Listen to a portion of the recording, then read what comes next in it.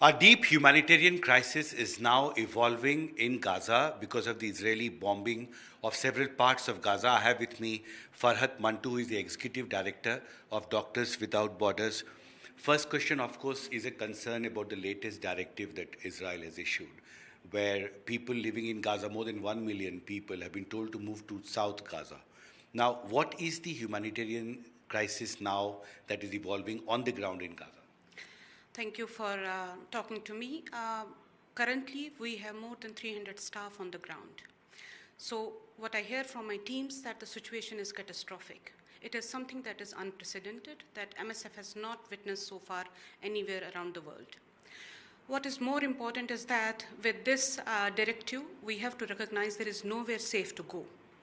And in a small strip of land where we are talking about 2.2 million people, we have been seeing an indiscriminate violence and bombing going on in all these days. Maybe a few things I would like to bring to your attention. For the viewers to know that Gaza has been impacted already by a 15-year-long, actually 16-year-long blockade, and which has already impacted the local health system. The local health system is stretched and underfunded. And given this unprecedented level of violence, we see that the influx of patients is non-stop in our health facilities. MSF is supporting 3 hospitals on the ground, and we also have a standalone clinic. We treat surgical patients, burn and trauma victims. And what we are experiencing, most of our patients are children, elderly, or women. We are stabilizing patients, but I think the major problem we have at hand is that these stabilized patients need post-surgical care. With this directive of evacuating, what would happen to these patients? What would happen to the patients that are in the ICU? We really need to see that the humanitarian situation that is unfolding and the impact of that. Another important aspect which is important for all of us to be aware of is that electricity, water, fuel is being cut off. And these are critical things for running a hospital. And the movement of staff is massively impacted because almost every second building is being flattened. So that would mean that on Monday, we had one of our buildings next to our office was hit by an airstrike. 2 hospitals we support, they were also hit by an airstrike. And what does that mean? It means that our teams are exhausted, they are working.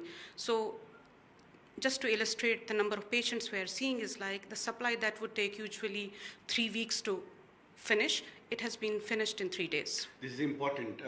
The next question, of course, is that considering the fact that there are very limited resources now available to you, and the blockage now is complete from the Israeli side. So how many days do you think that Doctors Without Borders can actually keep helping people who are injured on the ground, considering the fact, as you said, that there is a shortage now of power because the power supply has been cut, whether there is also a shortage of medicines?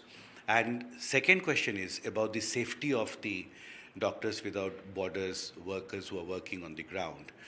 What concerns you have about that? So MSF has moved 2 months' supply into the hospitals. We have made some donations, life-saving drugs donation, and some medical device donation to the hospitals. So just as I earlier told you that 3 weeks' supply was finished in 3 days, and the non-stop inflow of patients would mean that the 2 months' supply is going to replenish very, very soon. So we urge all the parties that are in the conflict to really give us safe passage, allow us to bring in humanitarian supplies.